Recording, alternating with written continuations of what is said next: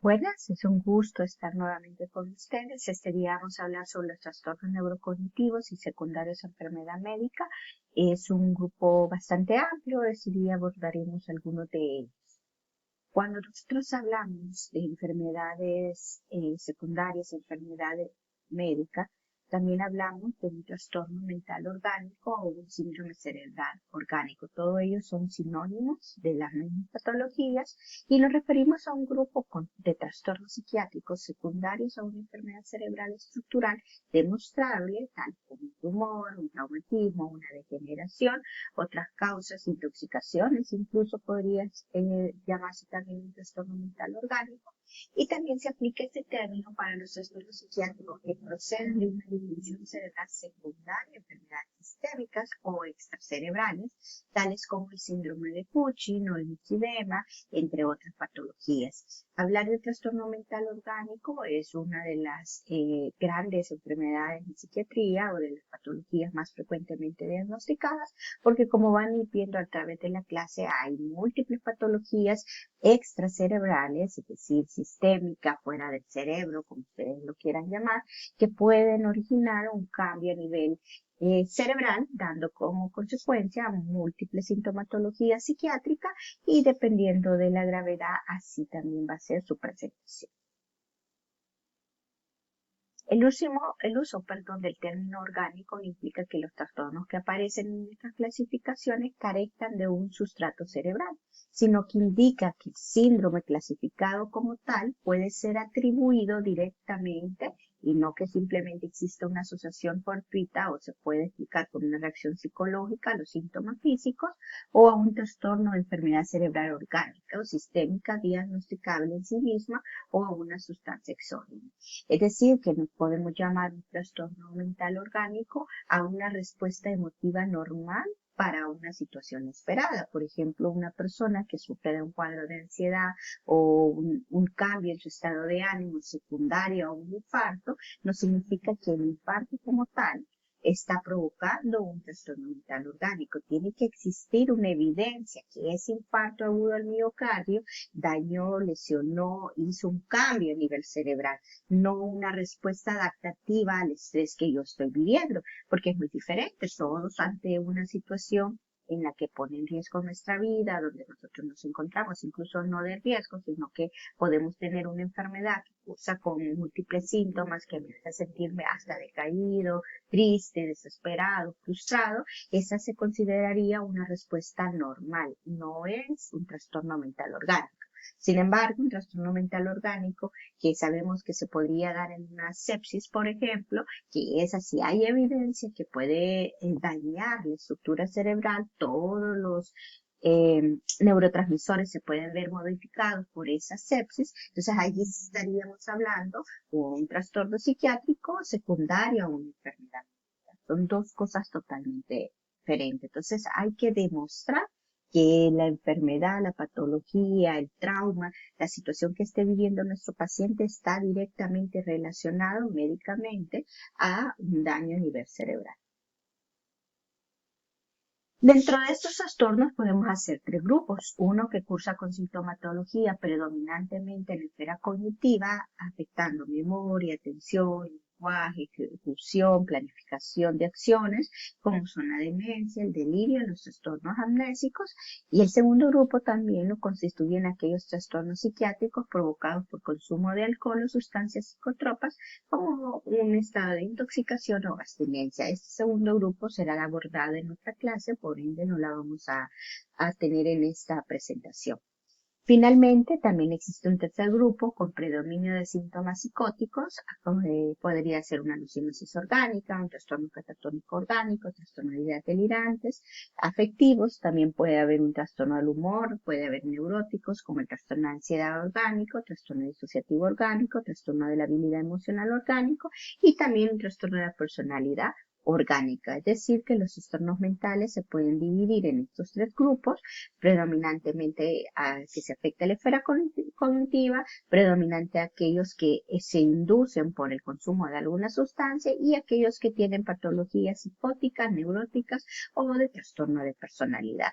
Vamos a tratar de abarcar el primero y el tercer grupo En esta clase, obviamente, mucho el material que se va a tratar y también van a quedar algunos cuadros que van a ser mencionados levemente. Y por otro lado, las intoxicaciones perdón, aquellas enfermedades por consumo de algún tipo de sustancias son abordadas en otra clase. ¿Cuáles van a ser los criterios diagnósticos generales de todas estas patologías? En primer lugar, sus manifestaciones clínicas se parecen, son idénticas a los trastornos funcionales, por lo que para poder clasificarlos en ese grupo es preciso que se cumplan las siguientes condiciones. Primero, hay una evidencia de una enfermedad, una lesión, una disfunción cerebral o de una enfermedad sistémica. Segundo, que la relación temporal entre el desarrollo de la enfermedad subyacente y el inicio del síndrome psicopatológico estén relacionados. Tercero, que exista una remisión del trastorno mental cuando mejora o remite la presunta causa subyacente. Y cuarto, hay una ausencia de otra posible etiología que pudiera explicar el síndrome psicopatológico. Es decir, que no exista una enfermedad psiquiátrica que explique la sintomatología, pero lo principal es recordar que tiene que haber una evidencia de esa enfermedad, esa lesión o esa disfunción cerebral, y esta tiene que estar íntimamente relacionado o en evolución de la enfermedad esté la correlación de inicio de la enfermedad médica y el inicio de la enfermedad psiquiátrica. Otros síntomas que no nos deben de hacer sospechar son la presencia de confusión mental, las variaciones de los síntomas con exacerbación nocturna. Esto es muy importante, más que todo en adultos mayores, cuando tienen alguna patología médica, se puede observar que durante su evolución de la enfermedad, los síntomas predominan durante la noche, muchos de ellos no duermen, muchos de ellos tienen alucinaciones nocturnas y en el día pareciera como que están normalitos, no tienen ninguna sintomatología. Ese es un dato muy relevante, más en los pacientes que están hospitalizados y pertenecen a esta etapa de la vida, ser adulto mayor. También podemos observar la presencia de alucinaciones visuales, el comienzo brusco en una persona sin antecedentes y previamente bien adaptada, la falta de respuesta al tratamiento adecuado, el consumo reciente de tóxicos o la introducción en los días previos de nuevos fármacos. ¿Cuáles pueden ser las enfermedades que cursan con trastornos mentales orgánicos? En el ámbito del sistema nervioso central podemos tener a las epilepsias, la encefalitis límbica, la enfermedad de Huntington, los traumatismos craneales, neoplasias, enfermedad vascular, lesiones o malformaciones vasculares. Y por el lado de los trastornos metabólicos pueden estar relacionadas a la hipoglicemia, la porfiria, la hipoxia, el cáncer, entre otras patologías. También se puede presentar trastornos mentales orgánicos, como ya se había mencionado, como efecto tóxico del consumo de alguna sustancia. En este caso vamos a hablar de medicamentos de uso bastante popular como el propanolol, el L-dopa, metildopa, el esteroide, los esteroides, los antihipertensivos y los antimaláricos. También en el lado metabólico endocrinólogo vamos a encontrar el hipotiroidismo, hipertiroidismo, la tormenta tiroidea, por ejemplo. También se puede encontrar estas psicopatologías psiquiátricas, también enfermedad de Cushing, entre otras patologías. También en aquellas que cursan con enfermedades autoinmunes como el lupus eritematoso, otra enfermedad del colágeno, las enfermedades tropicales o endémicas y las enfermedades parasitarias también pueden cursar con sintomatología psiquiátrica y por lo tanto estamos ante los cuadros del trastorno mental orgánico secundario a algún tipo de enfermedad médica. Menciono algunos, pero obviamente el listado es amplio. Hay una gran labilidad de nuestro cerebro ante una enfermedad, ante el consumo de alguna sustancia o incluso de medicamentos, como estamos viendo. Depende también de los factores, digamos, de cada ser humano, la labilidad o la sensibilidad o vulnerabilidad que pueda tener el paciente a presentar esta sintomatología. ¿Qué factores van a influir significativamente en las consecuencias psiquiátricas de los trastornos mentales orgánicos? Por ejemplo, los factores previos, si existe una personalidad una constitución mental vulnerable o genéticamente vulnerable, una enfermedad psiquiátrica previa, un episodio previo, un antecedente psiquiátrico importante, una competencia social, si hay acontecimientos vitales recientes, si hay dificultades psicosociales preexistentes como algún problema doméstico, financiero, ocupacional. ¿Cuáles son los factores relacionados directamente con la lesión? Por ejemplo, la edad, el estado de madurez cerebral, extensión y localización de la lesión. La epilepsia, por ejemplo, es uno de las causas más de mayor vulnerabilidad para los pacientes. Reacciones emocionales secundarias al déficit mental y físico, eso es muy importante. También las circunstancias del suceso, el lugar, el significado para cada ser humano, el tipo de enfermedad que se está llevando a cabo y obviamente la iatrogenia. Factores psicológicos, cómo ha estado el paciente en el momento de la lesión, una memoria de lo ocurrido, el modo de enfrentarse al estrés.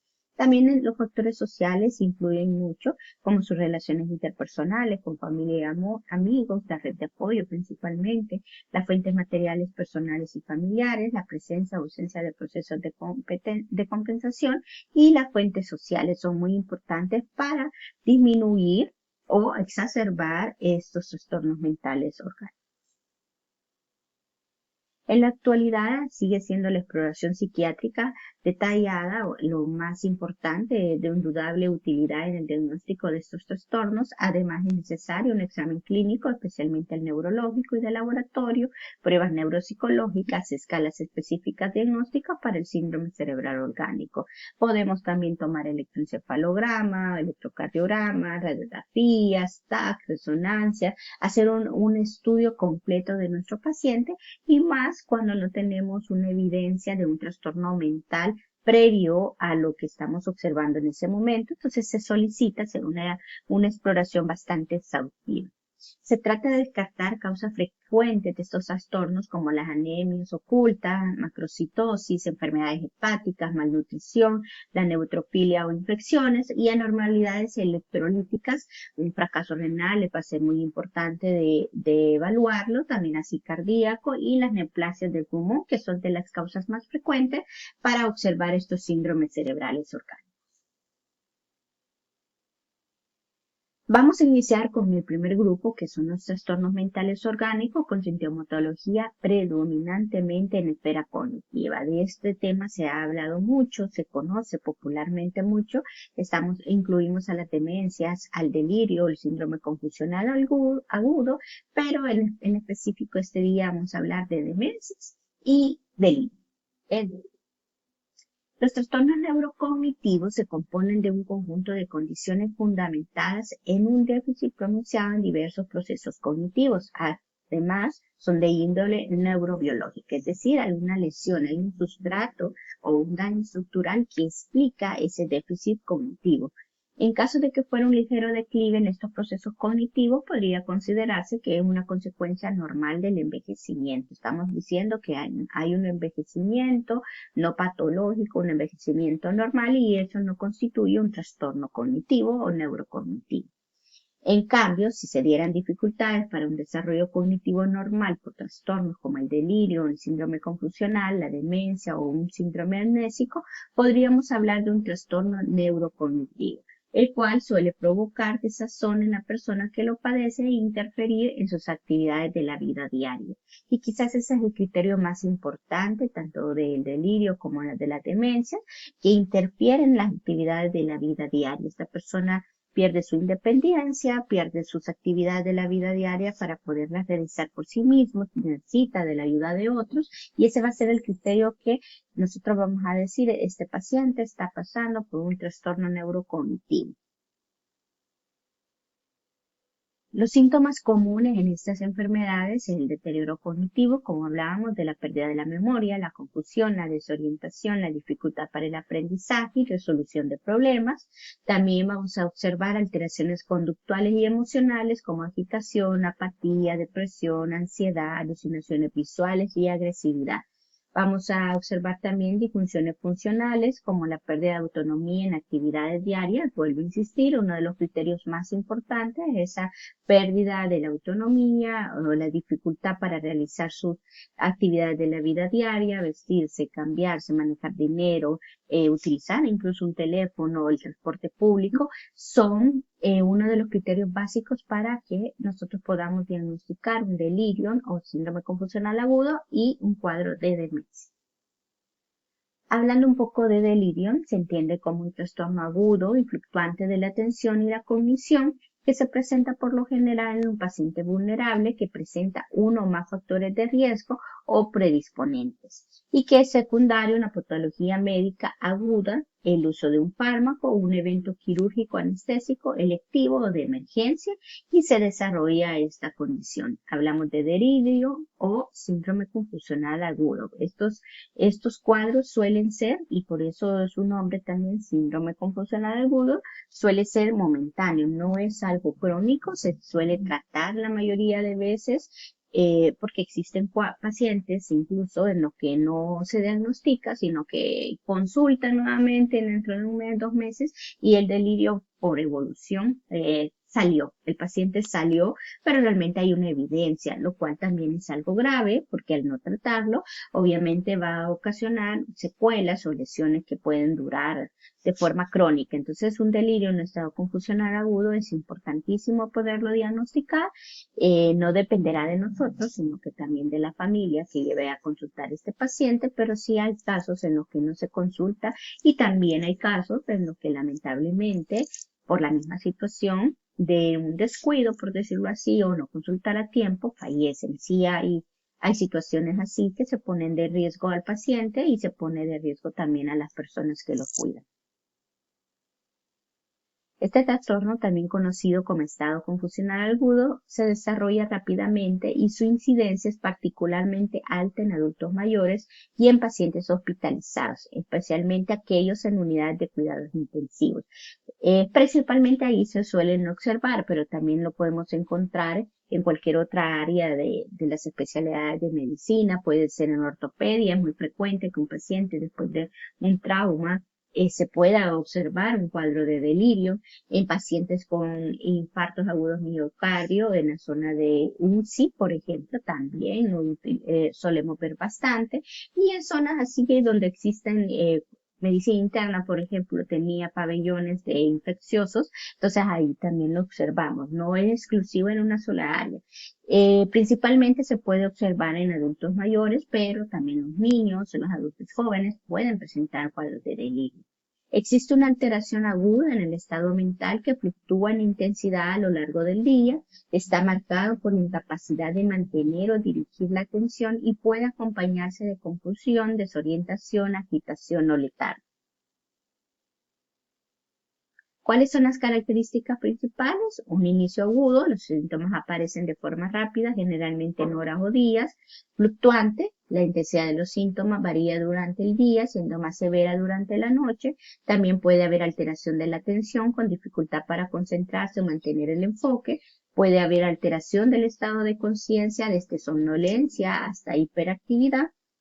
Esas son de las características principales. Se pueden encontrar dificultades en la organización del pensamiento con ideas incoherentes, cambio de ideas, divagaciones, neologismos, entre otras. Puede haber desorientación en el espacio y el tiempo. Hay trastornos del ritmo del sueño y vigilia y la aparición de síntomas positivos como las alucinaciones, ideas delirantes y actividad motora incrementada que puede llevar a la agitación física.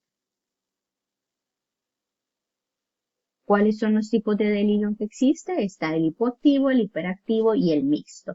Cuando hablamos de delirio hipoactivo, este tipo se caracteriza por un letargo, una apatía y una disminución de la respuesta. Es el más difícil de detectar y a menudo se confunde con un cuadro depresivo. Por otro lado, el delirio hiperactivo, el paciente muestra agitación, agresividad, alucinaciones y desinhibición, y es el tipo más evidente y disruptivo, es el que más frecuentemente se va a reportar en los pabellones de cualquier hospital y obviamente es mucho más llamativo, suele ser más alarmante. Sin embargo, el que preocupa muchas veces es el hipoactivo debido a que se descuida este paciente, que está tranquilito, no da problemas, el paciente está en un delirio hipoactivo y eso va a cronificar, agudizar aún más la enfermedad. El delirio mixto, que combina episodios de hipoactividad e hiperactividad con fluctuación a lo largo del día. Este realmente es menos frecuente. Yo, en mi experiencia, les podría decir que el hiperactivo en los hospitales se suele observar muchísimo más, y ya en la parte privada, consultas privadas, podemos diagnosticar más frecuentemente el delirio hipoactivo. No, como no es tan alarmante, no es llevado a una unidad de emergencia y por ende el paciente no ingresa.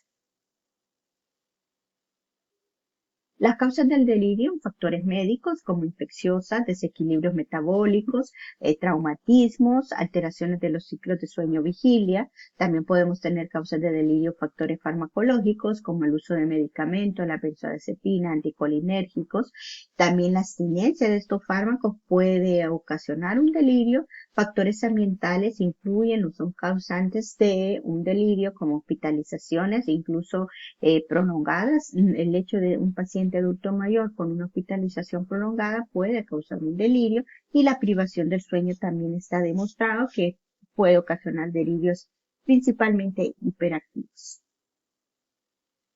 ¿Cuáles son las enfermedades más frecuentemente diagnosticadas en un centro de atención? Enfermedades cerebrales primarias como vasculares, si existe una hemorragia, traumatismos, neoplasias, encefalopatías hipóxicas, cefaleas vasculares y parasomnia. También hay enfermedades sistémicas, como ya habíamos mencionado, alteraciones metabólicas, trastornos del equilibrio, enfermedades infecciosas, enfermedades endócrinas, enfermedades hematológicas, cardiovasculares, enfermedades pulmonares, digestivas, renales. También las intoxicaciones por alcohol, por alucinógenos, anfetaminas, ansiolíticos, cocaína, gasolina, pegamentos, monóxido de carbono pueden ser causas de un delirio. La abstinencia de sustancias también puede explicar un delirio. El ingreso, perdón, la administración de algunos fármacos también nos pueden dar causas de delirio. El uso de agonistas dopaminérgicos, antibióticos, antiepilépticos, antiinflamatorios, el uso de metildopa. Eh, También hay otras causas como un impacto fecal, una retención aguda de orina, y obviamente vamos a tener algunos que no vamos a tener una causa en específico, e incluso podría ser mixto, que son varias las causas que explican este delirio. Como comprenderán, la mayoría de las enfermedades médicas van a ocasionar una posibilidad de desarrollar un delirio. Las condiciones preexistentes son muy importantes, la edad del paciente es muy importante, el tratamiento que ha recibido, tanto previo como durante el ingreso, el paciente va a ser muy importante para el desarrollo de un delirio. ¿Cómo podemos diferenciar el delirio de una demencia o de una psicosis? Por ejemplo, un delirio va a ser siempre súbito, a diferencia de una demencia, y es gradual, y en la psicosis también puede ser súbito. Pero el curso de un delirio es muy fluctuante, con exacerbaciones nocturnas, la conciencia va a estar disminuida, la atención va a estar afectada globalmente, y en demencia y psicosis puede estar normal. La cognición está alterada, al igual que en demencia, pero normal en la psicosis. Pueden haber alteraciones en la percepción, alucinaciones frecuentes, es muy frecuente, valga la redundancia, y en demencia también, y delirios que pueden ser pocos, pero pueden ser fluctuantes. En una demencia los delirios suelen estar ausentes, no es raro encontrar algún paciente que pueda presentar alguno, pero tampoco es la regla. En psicosis, obviamente, sí va a haber mucho más delirios. En el delirio va a haber una alteración de la orientación, va a estar disminuida, al igual que en la demencia, pero en psicosis se va a mantener orientado en nuestro paciente.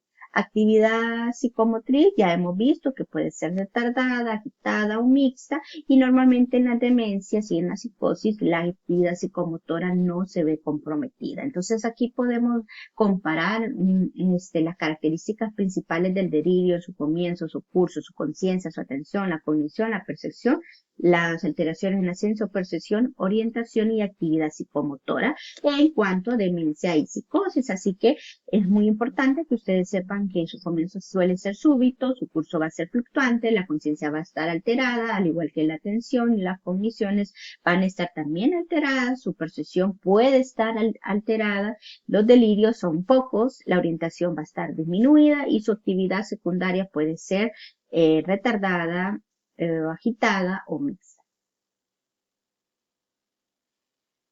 Ahora hablamos un poquito de demencia. Las demencias es un tema ampliamente extenso y lamentablemente no vamos a poder abarcar la mayoría de las demencias. Si voy a tratar de dar los datos más relevantes de las demencias que más se pueden diagnosticar en nuestro país, que suele ser el Alzheimer, las vasculares y las mixtas. Sin embargo, tienen que saber que existen muchos tipos de demencia. Voy a dar sus características principales, pero cada una de ellas pues, suelen tener una característica propia. Entonces, vamos a tratar de abarcar lo más que se pueda, pero vuelvo a insistir, vamos a tocar las demencias más frecuentemente diagnosticadas en nuestro país. ¿Y qué son las demencias? Son un grupo de condiciones caracterizadas por un deterioro clínicamente significativo en uno o más dominios cognitivos, la memoria, la atención, las funciones ejecutivas, el lenguaje, las habilidades visoespaciales, que supone un declive respecto al nivel previo de funcionamiento y no puede explicarse solo por el envejecimiento normal. Los criterios generales va a ser declive clínicamente significativo en uno o más dominios cognitivos, una evidencia de deterioro respecto al nivel previo, una interferencia significativa con el desempeño funcional y no explicarse mejor por delirio ni trastorno depresivo u otros trastornos mentales. Esos son principalmente los criterios de todos los cuadros de demencia o trastornos neurocognitivos. La demencia tipo Alzheimer es la causa más frecuente de demencia y se caracteriza por una neurodegeneración cortical progresiva que suele iniciarse en el hipocampo y corteza entorrinal, regiones clave para la memoria episódica. Sus principales ejes fisiopatológicos, y es principalmente la causa o la explicación que tenemos actualmente de la demencia tipo Alzheimer, es que existe una patología amiloide y tau. La patología amiloide es un procesamiento anómalo de la proteína precursora amiloide por beta y secretasas. También tenemos una acumulación del péptido extracelular en forma de placas seniles y también tenemos la patología tau, que es la hiperfosforilación de la proteína tau. Estos son los principales ejes fisiopatológicos involucrados en la producción de la enfermedad de Alzheimer y van a comenzar ustedes a escuchar que lo que se busca muchas veces es encontrar esos ovillos neurofibrilares que pueden ocasionar el daño ya permanente o estructural en este paciente y eso llevar a la producción de la sintomatología, principalmente la alteración de la memoria. También vamos a hablar que en una enfermedad de Alzheimer hay neuroinflamación y estrés oxidativo, activación crónica de la microglia y astrocitos, producción de citocinas proinflamatorias y especies reactivas de oxígeno. También podemos ver el daño sináptico y neuronal adicional que agrava la degeneración. Hay desconectividad de redes funcionales, afectación de la red del cono por defecto y en las redes de memoria y control. También se explica la combinación de fallas népsicas, desorientación y más tarde trastornos del lenguaje, de las praxias y cognición social. Clínicamente, el patrón típico es de una amnesia episódica progresiva con beneficio de clave seguido de un compromiso de otras funciones corticales superiores, como la fascia, las apraxias y las agnosias.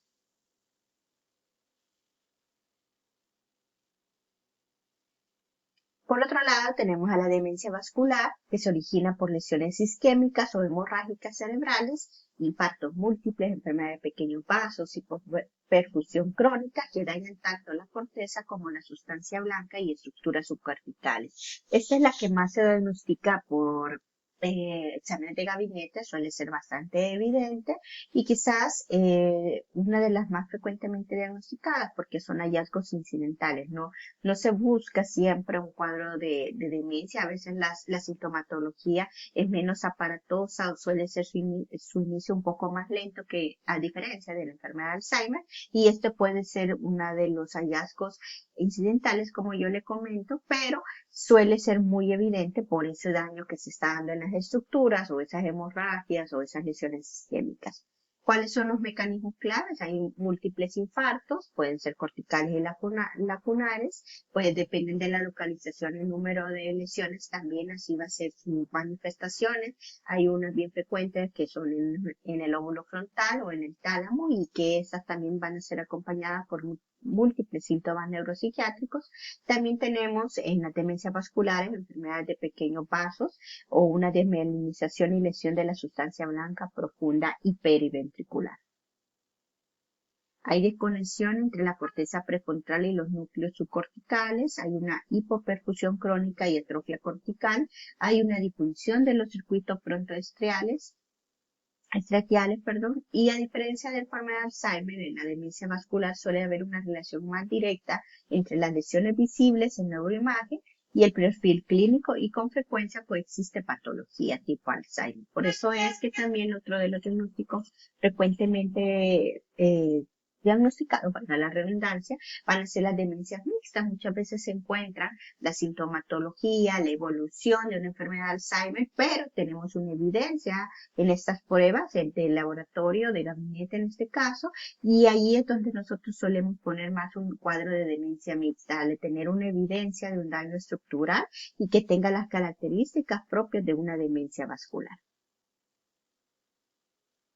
También tenemos la demencia con cuerpos de Lewy, que es una sinucleinopatía cortical caracterizada por depósitos de alfa-sinucleína en forma de cuerpos de Lewy en corteza, estructuras límbicas y tronco encefálico.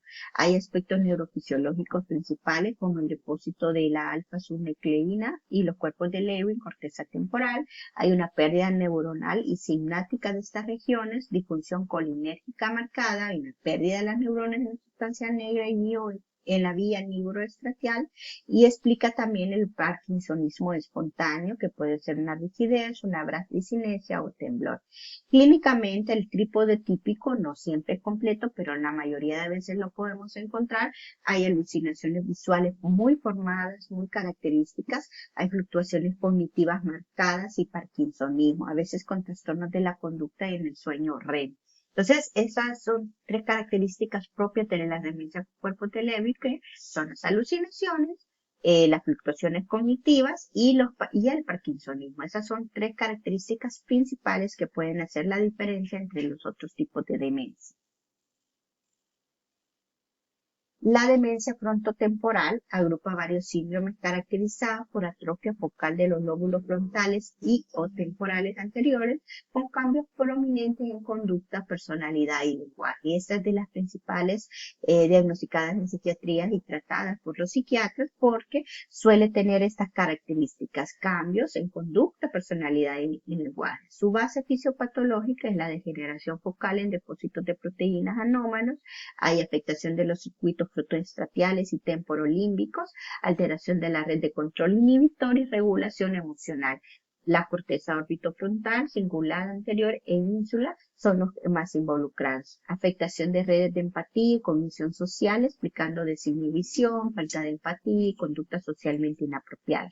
También suele encontrarse una desconexión funcional frontal medial, ínsula anterior, amígdala, especialmente en la variante conductual, es decir, de las demencias frontotemporales existen diferentes variantes y una de las principales que está afectada es la parte frontal medial de la ínsula anterior, nos va a dar esa variante conductual.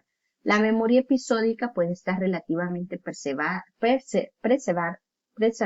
al inicio, mientras que los cambios de personalidad, juicio y lenguaje son precoces, lo que lleva a errores diagnósticos iniciales. Por ejemplo, pueden diagnosticarse como un trastorno de personalidad, un cuadro de depresión o una psicosis. La demencia frontotemporal suele ser un poquito más prematura, pueden haber pacientes que la desarrollan a partir de los 45, a veces un poquito antes, son más raras, pero se pueden haber, y normalmente son bastante aparatosas, son bastante llamativas para los familiares y son ellos los que los llevan a consultar, porque para el paciente no existe una alteración, es su normalidad, pero son bien evidentes, física y mentalmente hay un daño bastante grave que explica también por qué es el desarrollo de esa enfermedad de manera mucho más prematura. También tenemos la demencia asociada a enfermedad de Parkinson, y esta aparece típicamente en etapas ya muy avanzadas, años después del inicio del daño motor, y forma parte del espectro de la sinucleinopatía junto a la demencia de cuerpos de Lewy.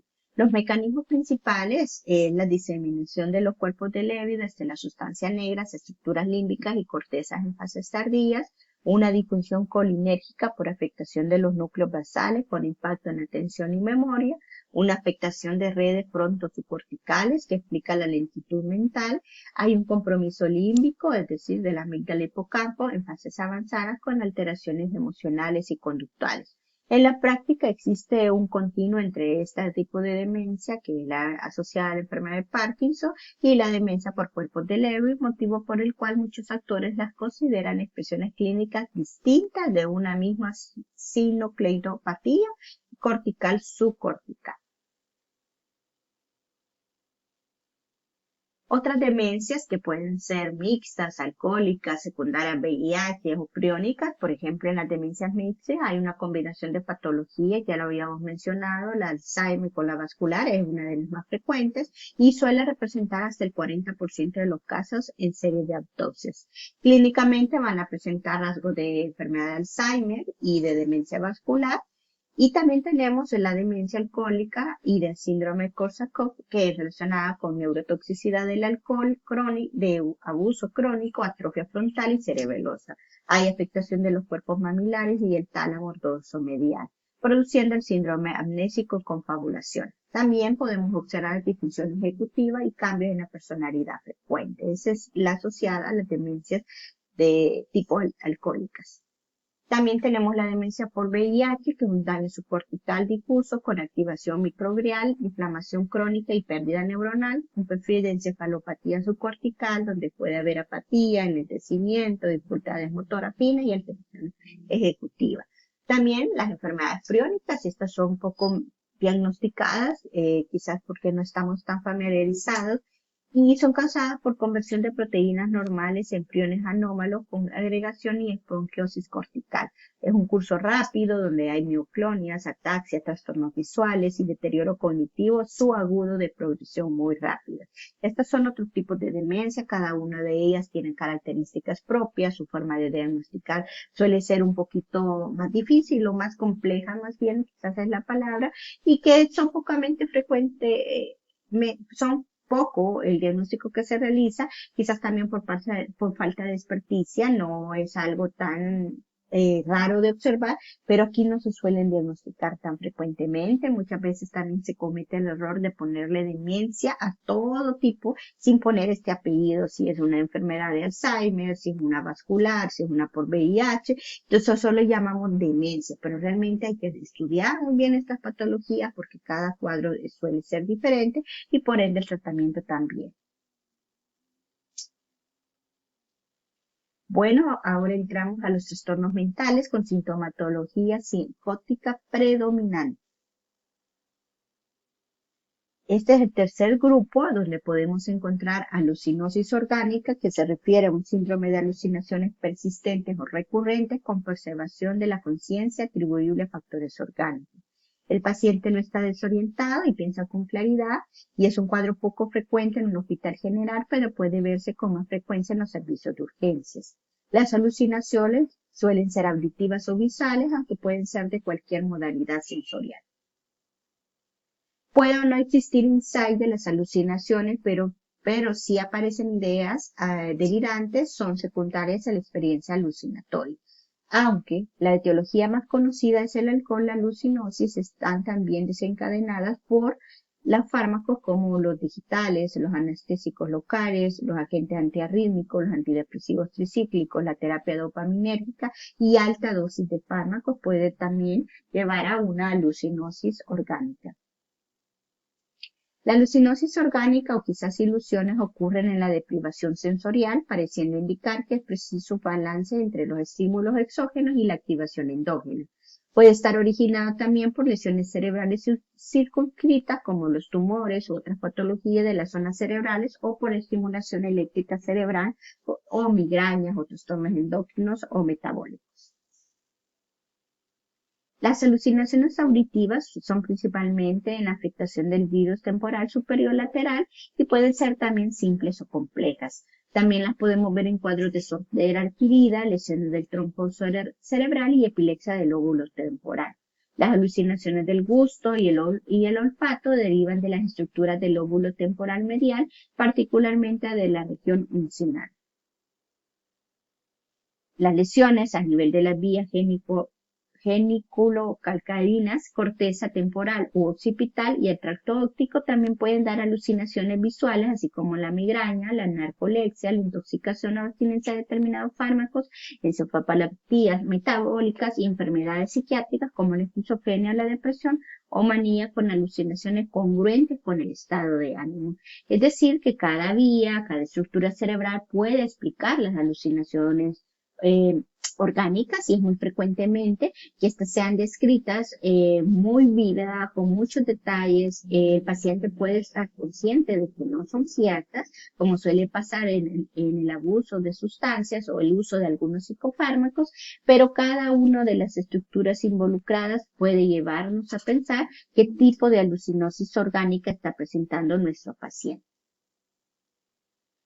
¿Cuáles son las pautas para el diagnóstico? Además de las pautas generales mencionadas en la introducción, es necesario la presencia de alucinaciones persistentes o recurrentes en cualquiera de sus modalidades y la ausencia de la obnubilación de la conciencia, de deterioro intelectual, de trastornos de la memoria y predominio de ideas delirantes. Incluye el delirio dermatozoico, el estado alucinatorio orgánico o alcohólico, claro, y excluye la alucinosis alcohólica y la esquizofrenia.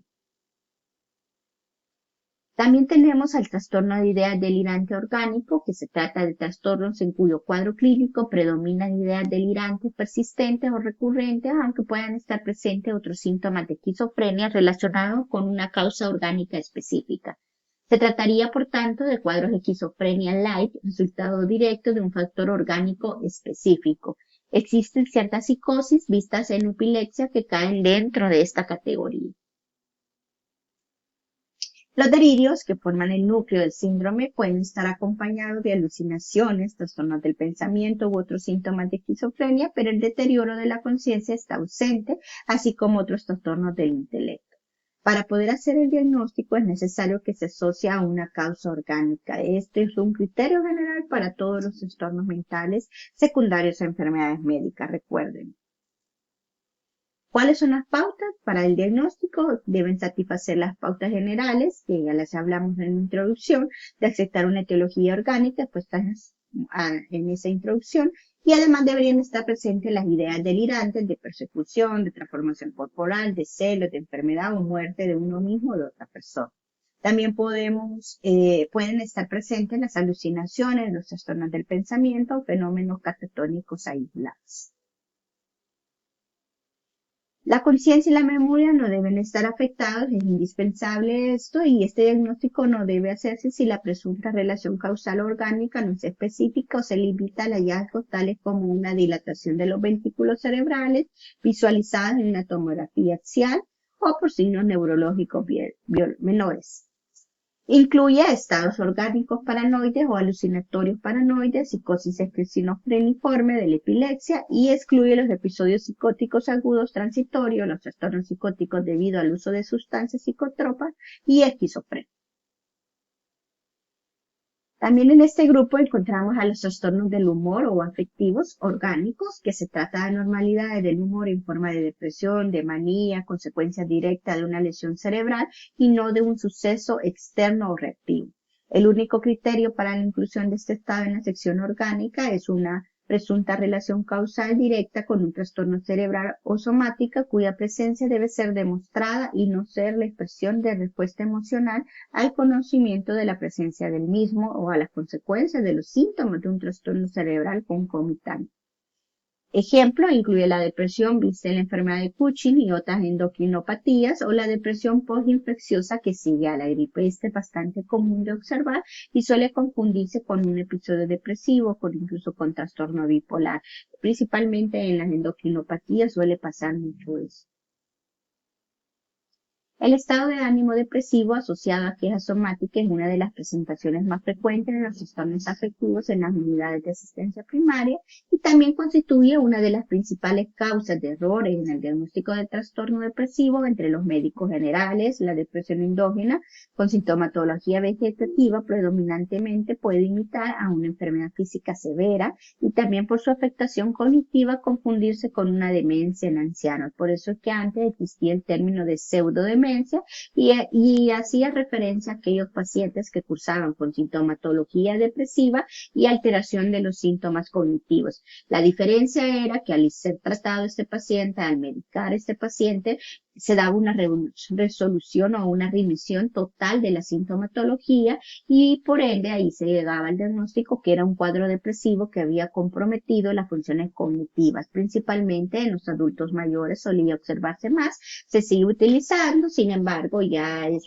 parte de la historia por decirlo así, pero está muy asociado a estas alteraciones cognitivas secundario a los cambios del estado de ánimo. La revisión de estos trastornos, así como los estudios con electroencefalograma, revelan que la depresión está relacionada con una disfunción en las regiones específicas cerebrales. Así, los trastornos que afectan el lóbulo frontal, el temporal y los ganglios basales, sobre todo del lado izquierdo, es particularmente probable que se acompañen de un cuadro depresivo o sintomatología depresiva. Entre las características clínicas de estos trastornos del humor orgánicos tipo depresivos, comparados con la depresión endógena, figuran una edad de aparición tardía, media de 49 años, ser menos frecuente en el sexo femenino y una duración más prolongada de los síntomas, hasta 16 meses. También se ha descrito mayor incidencia en las clases sociales más bajas. Los factores orgánicos que pueden provocar depresión son diversos. Podemos encontrar neurológicos como la epilepsia, enfermedad de Parkinson, traumatismos, enfermedades de esclerosis múltiple, hidrocefalia, también endocrinos, hipotiroidismo, hipertiroidismo, enfermedad de Cushing, tóxicas como el plomo, el mercurio, infecciosas inflamatorias como la neurosífilis, la influenza, la fiebre tifoidea, la hepatitis. También la podemos observar en los déficits nutricionales como de vitamina B12, de tiamina. Puede observarse factores orgánicos que causan depresión en los síndromes neoplásicos como el cáncer de cabeza de páncreas, tumores del lóbulo temporal, metástasis y farmacológicos con el uso de fármacos antiinflamatorios, antibióticos, antihipertensivos, neurológicos y algunos misceláneos. Entonces decimos que los cuadros de depresivos secundarios a factores orgánicos son amplios, no son patologías exclusivas. Por ende, tenemos que siempre sospechar y descartar que sea una patología o una comorbilidad asociada al uso o a la presentación de alguna enfermedad de nuestro paciente. ¿Cuáles son las pautas para el diagnóstico? Deben satisfacer las pautas generales para aceptar una etiología orgánica. Además, deben de presentar los requisitos de trastorno del humor. Excluye los trastornos del humor afectivo no orgánicos e incluye los trastornos del humor orgánicos por lesiones del hemisferio derecho. Los síntomas más frecuentes es un humor depresivo, un aislamiento social, una pobre concentración, una baja autoestima, disminución de la actividad, un insomnio, ideación suicida, disminución del apetito, un deterioro intelectual, envejecimiento en el habla y pensamiento, disminución de peso, agitación, ansiedad general y falta de insight o de conciencia de enfermedad. La severidad de los síntomas más severos en trastornos del humor orgánicos pueden dar un deterioro intelectual, un deterioro a nivel de conciencia, una autonegligencia, una labilidad del humor, una hostilidad, una conducta violenta y el lentecimiento del habla y del pensamiento, principalmente en estos trastornos de humor orgánico. También dentro de estos trastornos vamos a hablar de los trastornos orgánicos que cursan con sintomatología predominantemente neurótica. En este caso vamos a hablar del trastorno de ansiedad orgánico, que se trata de un cuadro caracterizado por los rasgos esenciales de un trastorno de ansiedad con sintomatología a nivel emocional, autonómicas, pero consecuencia de un trastorno orgánico capaz de producir una disfunción cerebral. La mayoría de los trastornos psiquiátricos y gran parte de los médicos cursan con ansiedad. El problema de la sucesión de distintas patologías médicas con ansiedad tiene dos perspectivas. La primera, los cuadros secundarios a patología orgánica y por otro, la ansiedad acompañante a la patología orgánica. O sea, son dos perspectivas totalmente diferentes, pero a la vez conectadas con todas las enfermedades médicas que ustedes van a tratar o van a comenzar a tratar en algún punto y que van a conocer sobre ellas. En ocasiones va a ser muy difícil determinar si la alteración orgánica es acompañante o causante o solo mimetiza el trastorno ansioso. ¿Cuáles van a ser las causas orgánicas de ansiedad? Los trastornos neurológicos como la epilepsia, la enfermedad de Parkinson, la migraña, la cefalea, las encefalopatías. Los trastornos endocrinos pueden ser causantes también de un cuadro de ansioso orgánico como el síndrome de Cushing, la porfiria, la hipotermia, la hipoglicemia. Los síntomas, el sistema cardiovascular, por otro lado, también puede ocasionar ansiedad, como las arritmias, la angina, la hipotensión, la hipertensión. En los cánceres neoplasias podemos encontrar el cáncer pancreático a la cabeza, el cáncer de paratiroides, que puede dar también ansiedad.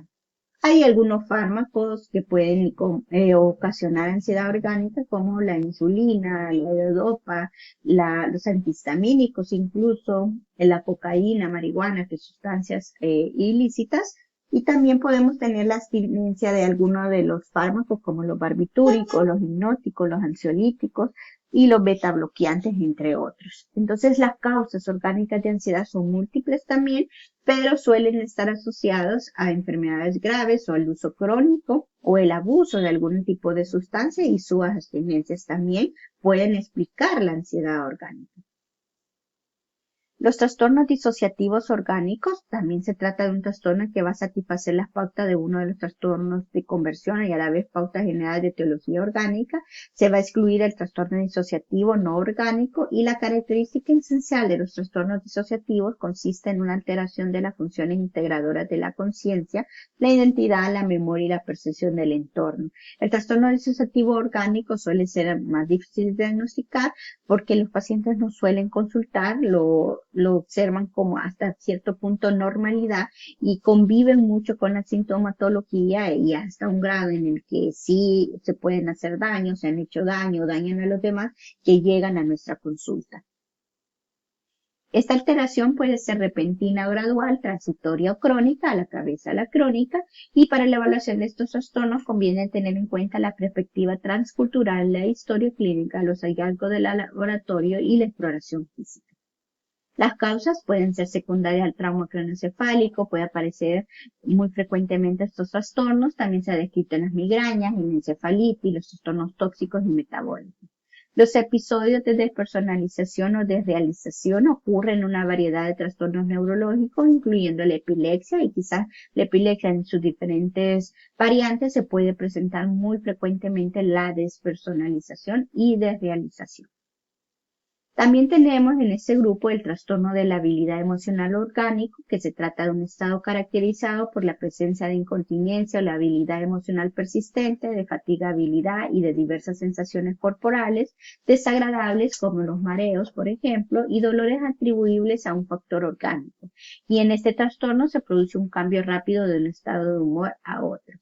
Suele aceptarse que este trastorno se presente con mayor frecuencia en la enfermedad vasculocerebral y en la hipertensión, en asociación con otras causas. Es típico en pacientes con lesiones de la corteza orbitofrontal, ya sea por trauma craneoencefálico, tumores, encefalopatías o roturas de aneurisma, y también lo encontramos en trastornos de ganglios basales por calcificación, o como sucede en la enfermedad de Huntington.